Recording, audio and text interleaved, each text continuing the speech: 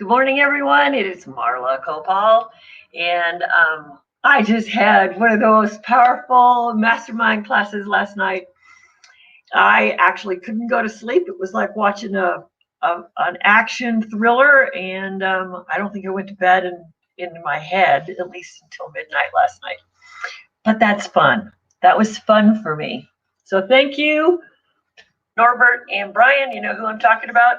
And thank you for some of the people in the group last night, Bruce, especially for your great input. So let's talk about powerful energy in retirement, because I think a lot of people set an expectation that powerful energy and retirement don't go together. It's like they don't fit. So let's talk about that.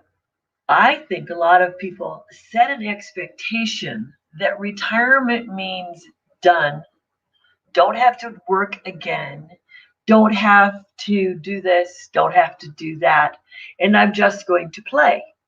No problem with that if what you're doing is taking some adventures. But if play just means sticking around the house doing projects, not necessarily creating a new adventure or exploration, you have to question what's going on up here. Am I using it to its fullest capacity? If you were a CEO and made decision after decision after decision every day of your life, or you were an on-the-road truck warrior or driver, and you made decision after decision on how you were going to stay safe and take care of the other people on the road, you were using this all day.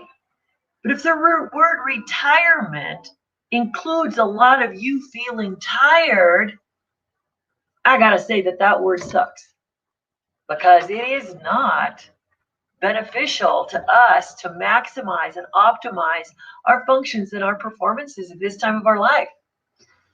Now, let me say what our value is before I go into what powerful energy is.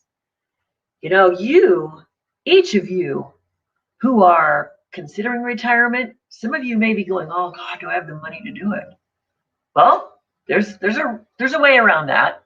Some of you might be saying, "I don't want to ever work again." And I'm going to say, why? You have the most power in your bucket of experience that anybody could ever use. You now have a wisdom. You have a wisdom of patterns and experiences. And no, a lot of us aren't listened to really well, but it's probably how we present ourselves. It's not that we don't know something. So I loved listening to my grandfather, and I loved listening to my aunts and uncles. And I know they had wisdom. Now, once in a while, they were a little blustery when they shared their stuff. But there's things that I can remember that my grandfather told me that I'm using today. And I used it when I was teaching sales. And I used it often in resolving conflicts amongst residents in apartment houses when I had to do that as a manager. So, each of us come with great wisdom, and we come with great analogies to help those coming along later. So here's my thought today. If you are in retirement and you are not tired, you have a lot of energy. I got to tell you, your energy can carry you far. It can bring into a lot of value to people. There's education programs out there. You may have peers that need to have a little education so that their life can be a little more fiery. Some of you just have a fire in the belly to do more. You're going to write that book that you've been threatening to write for 20 years. You are going to get that patent out there that you've been trying on for years. But then something's stopping you. I don't know what's stopping you. Is that you don't know how to do something? Like, do you need to market? Do you need to create an audience? Do you need to build more people who know and understand and like you? If that's part of the equation for you to be successful, maybe you saw a shiny object and got into a side gig and now it's not so shiny. Well, we can buff that off and make it shiny again. You just need some skills, some perspectives, and possibly some structure. That's easy. I have been a mentor for over 50 years. I sold my first business to my employees because I had mentored them the whole time to be ready to take it over. Why? Well, I didn't know what I was going to do next. And I've always been someone who said, I'm going to do something next. I had never thought that there was an end game except the one that the universe designed for us, which means we exit, our soul goes somewhere else, and the physical manifestation in my body is done. That's it. That's the only done I know. So if you are retired, but done being retired because you're not tired, then it's time that we talk about putting that energy of yours to some functional, appropriate use.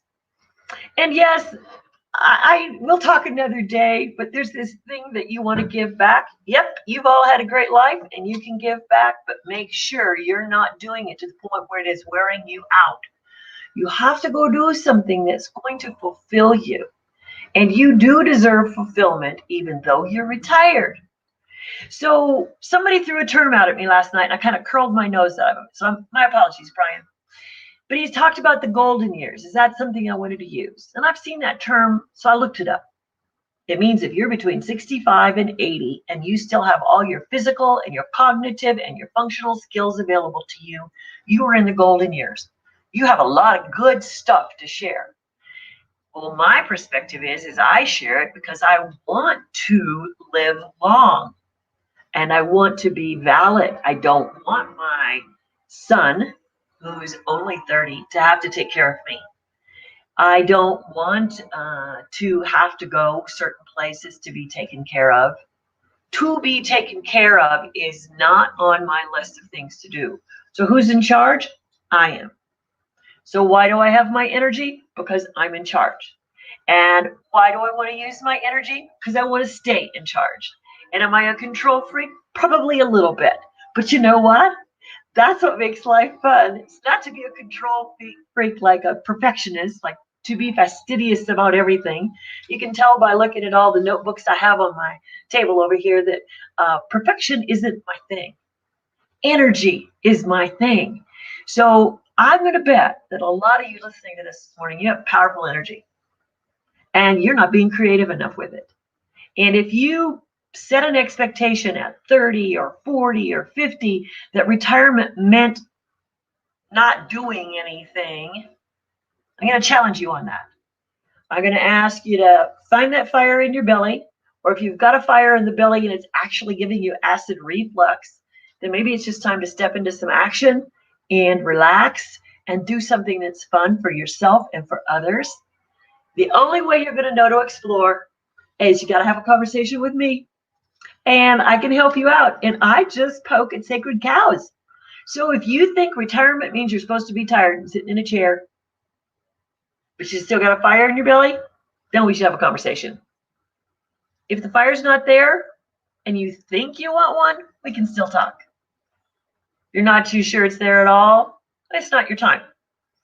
But if you want to move some of that powerful energy, skill, talent, wisdom that you have after all these years out there, then it is time for us to have a discovery call and for us to have some fun together. Because in the next week, I'm going to launch something powerful and I'll let you all in on it. So just keep staying tuned as we refire up that energy you have, and let's make your retirement energized. Talk to you soon. Bye-bye.